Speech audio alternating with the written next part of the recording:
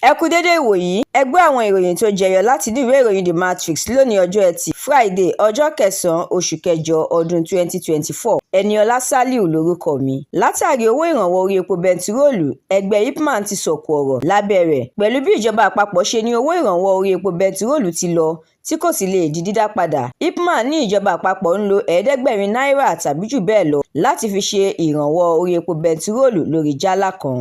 Ilé-iṣẹ́ ìfọpo tó wà ní Port Harcourt yóò máa pọn tó mílíọ̀nù lọ́nà 12 jálá epo bẹntiróòlù.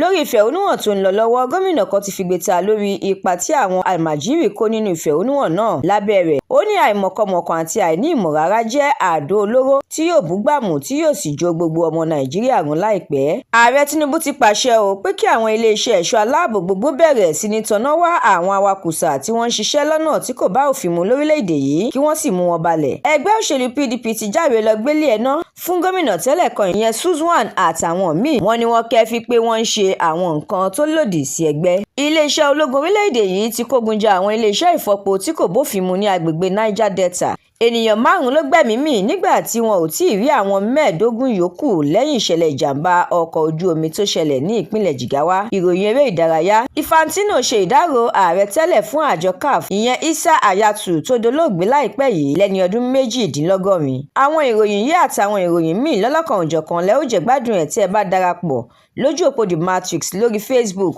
Instagram, TikTok, YouTube àti X. Àdúrà mọ́mi Balógun ló ṣe ògbùfọ̀ ìròyìn yìí.